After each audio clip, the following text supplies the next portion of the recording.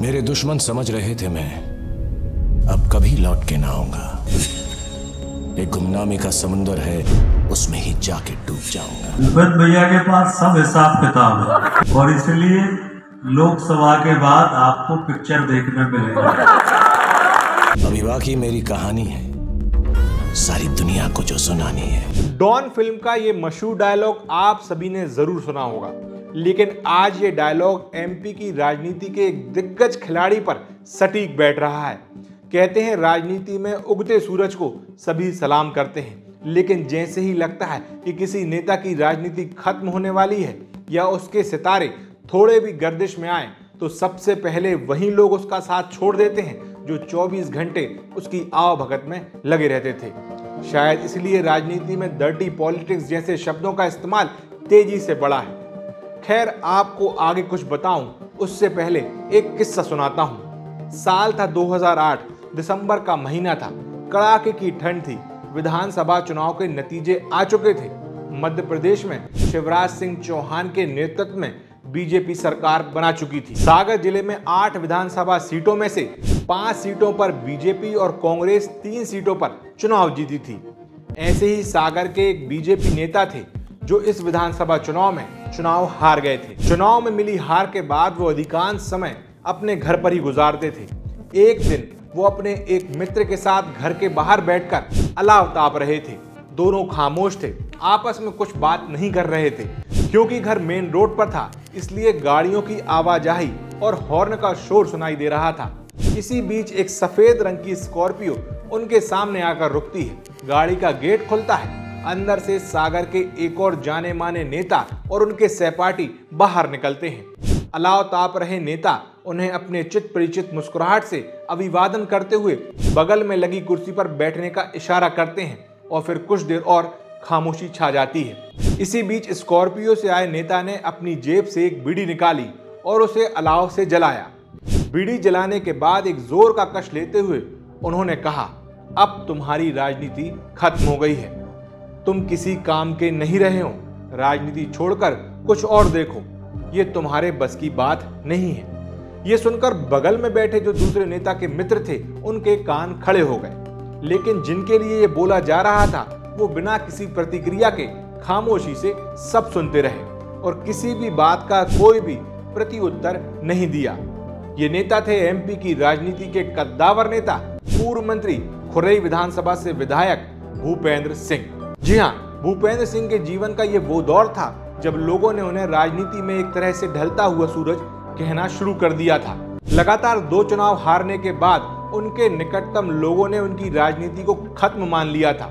विधायक रहते हुए उनके घर पर लगने वाली भीड़ उस दौर में 1-2 लोगों पर सिमट गई थी।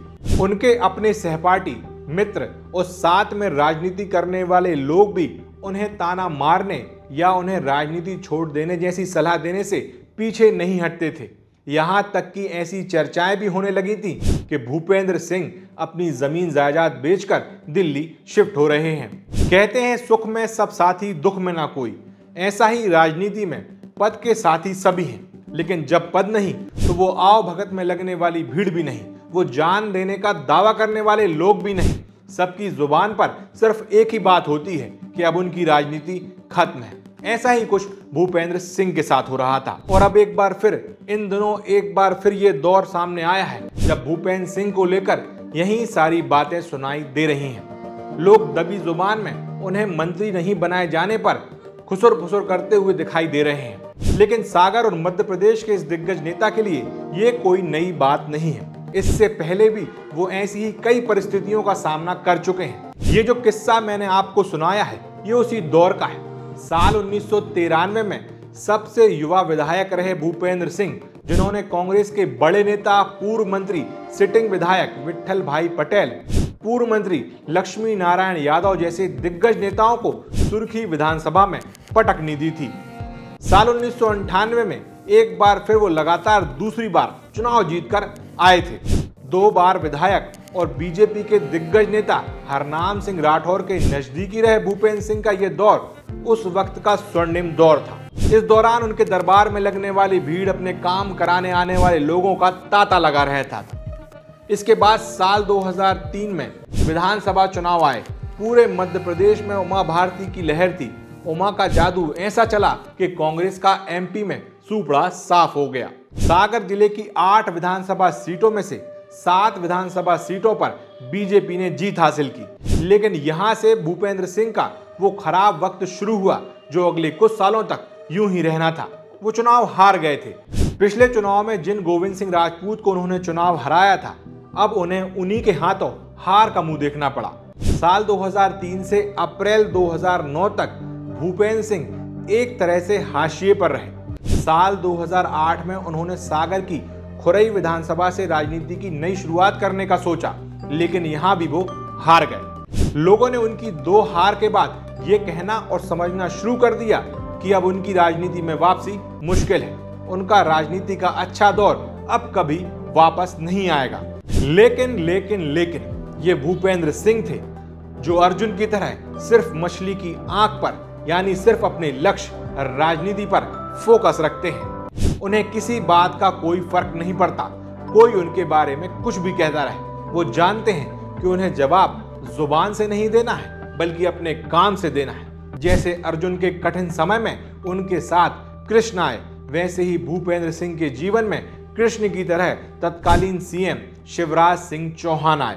उन्होंने भूपेंद्र सिंह की हार के बाद भी उन्हें सागर लोकसभा सीट से बीजेपी का उम्मीदवार बनवाया और भूपेंद्र सिंह के ऊपर छाए बुरे वक्त के बादल उनकी जीत के साथ ही धीरे धीरे घटना भी शुरू हो गए। साल 2009 से 2013 तक भूपेंद्र सिंह ने सभी के दिलों में अपने लिए जगह कायम की। उन्होंने वक्त फरामोशों की पहचान की, अपनी टीम को दोबारा बनाया, एक एक व्यक्ति को ठोक पीट कर अपने खेमे में जिम्मेदारी सौंपी। 2013 में उन्हें सांसद रहते हुए खुरई विधानसभा से फिर से टिकट मिला। वो चुनाव जीते और पहली बार शिवराज सरकार में कैबिनेट मंत्री बनाए गए। इसके बाद उनकी ताकत धीरे धीरे बढ़ती गई और देखते ही देखते वो सरकार में 2 नंबर यानी नेक्स्ट टू सीएम कहलाने लगे। भूपेंद्र सिंह की ताकत का अंदाजा आप इस बात से लगा सकते हैं कि सभी फैसलों में उनकी मर्जी होना अनिवार्य हो गई। गृह और नगरीय प्रशासन, परिवहन जैसे महत्वपूर्ण मंत्रालय उनके पास रहे। कुंभ जैसा महाआयोजन उनके प्रबंधन से पूरा हुआ, जिसकी सभी ने सराहना भी की। उन्हें जब भी जो भी जिम्मेदारी सौंपी गई, उन्होंने उसे बाखूबी निभाया। इतना ही नहीं, उन्होंने अपनी विधानसभा खुरई में विकास की गंगा बहा दी और खुरई पर पैनी नजर जमाए रहे। कांग्रेस का खेमा उन्होंने एक तरह से खाली कर दिया। सागर जिले में उनकी राजनीति की जब सेकेंड इनिंग शुरू हुई, यानी साल 2009 में जब वो सांसद का चुनाव लड़े, तब से ही उन्होंने कांग्रेस के खेमे में सेंध लगाना शुरू कर दिया था। कांग्रेस के कई दिग्गज नेताओं को, जिनमें संतोष साहू से शुरू हुआ ये सिलसिला, सुशील तिवारी, सुखदेव मिश्रा जैसे अनेकों नेताओं को कांग्रेस छोड़कर उन्होंने बीजेपी में शामिल करवाया। फिर साल 2018 में जब कांग्रेस की 14 महीने के लिए सरकार बनी, तब उन्होंने तख्ता पलट में बेंगलोर में एक महत्वपूर्ण भूमिका निभाई। साल 2020 में जब मध्य प्रदेश में तख्ता पलट हुआ और शिवराज सिंह चौहान एक बार फिर से मध्य प्रदेश के सीएम बने, तो भूपेंद्र सिंह एक बार फिर पावर में आ गए। हालांकि ये वो दौर था जब सीएम शिवराज को कमजोर बताया गया। सिंधिया और नरोत्तम मिश्रा की वजह से वो सीएम है, ये बार बार उन्हें जताने की कोशिश की गई। इस दौरान भी भूपेंद्र सिंह को कमजोर समझा गया और उन्हें दबाने की या कमजोर करने की कोशिश की गई। लेकिन यहाँ 2003 के भूपेंद्र सिंह में और साल 2020 के भूपेंद्र सिंह में जमीन आसमान का फर्क था। शिवराज सिंह चौहान और भूपेंद्र सिंह की जोड़ी ने धीरे धीरे अपनी ताकत को बढ़ाया, खामोशी के साथ पूरी की पूरी बाजी पलट कर रख दी। देखते ही देखते शिवराज सिंह चौहान के तेवर वापस आ गए और भूपेंद्र सिंह दोबारा अपने उसी डेकोरम में दिखाई देने लगे। उधर साल 2022 आते आते नगरीय प्रशासन मंत्री रहते हुए भूपेंद्र सिंह हमेशा की तरह सीएम शिवराज के सबसे भरोसेमंद रहे, लेकिन उन्हें इसका खामियाजा भी उठाना पड़ा। शिवराज सिंह चौहान को लेकर केंद्र का रुख ठीक नहीं था। वो उन्हें एमपी की सियासत से दिल्ली ले जाने का मन बना चुके थे। ऐसे में शिवराज सिंह चौहान दिल्ली जाना नहीं चाहते थे, कुछ वक्त के लिए इस बात को लेकर मोदी शाह की जोड़ी का शिवराज से मनमुटाव भी दिखा। दोनों ही नेता जब भी एमपी आते, शिवराज सिंह चौहान का टेंशन बढ़ जाता। मोदी शाह की जोड़ी ने जब एमपी में अपना दखल बढ़ाया तो उन्हें मालूम चला कि भूपेंद्र सिंह शिवराज सिंह चौहान की आंख का तारा है और ये बात दोनों ही नेताओं की आंखों में खटकने लगी। और इसका सीधा खामियाजा भूपेंद्र सिंह को साल 2023 में विधानसभा चुनाव में ऐतिहासिक जीत हासिल करने के बाद भी मंत्रिमंडल में शामिल नहीं किए जाने से उठाना पड़ा। जहां शिवराज सिंह चौहान सीएम नहीं बने, वहीं भूपेंद्र सिंह सिर्फ विधायक बनकर रह गए। कुल मिलाकर साल 2023 में भूपेंद्र सिंह का एक तरह से राजनीति में बुरा दौर शुरू हुआ, ऐसा हम कह सकते हैं। इसके बाद शिवराज सिंह चौहान को विदिशा लोकसभा सीट से टिकट दिया गया, जिसके बाद ये साफ हो गया कि अब वो दिल्ली जाएंगे। ऐसे में भूपेंद्र सिंह के सभी विरोधी एकजुट हुए और उन्हें कमजोर करने में जुट गए। अब शिवराज सिंह चौहान केंद्र में मंत्री हैं, वहीं भूपेंद्र सिंह अब सिर्फ विधायक हैं। उनके विरोधियों और आलोचकों को एक और मौका मिल गया उनकी राजनीति पर टीका टिप्पणी करने का। कई लोग उन्हें दोबारा कभी मंत्री नहीं बनाया जाएगा ऐसा कहते सुनाई दे जाते हैं, तो कई उनका और सीएम मोहन यादव के बीच बुराई का हवाला देकर कई एक किस्से सुना देते हैं। कुछ उन्हें अगली बार टिकट नहीं मिलेगा इसकी भविष्यवाणी करते दिख जाते हैं, तो कुछ कहते हैं कि वो दिल्ली जाकर अब राजनीति करेंगे अपने राजनीतिक गुरु शिवराज सिंह चौहान के साथ। हालांकि जो लोग ठाकुर भूपेंद्र सिंह को करीब से जानते हैं, उन्हें ये बात बाखूबी पता है कि भूपेंद्र सिंह शतरंज का कोई पिटा हुआ मोहरा नहीं है।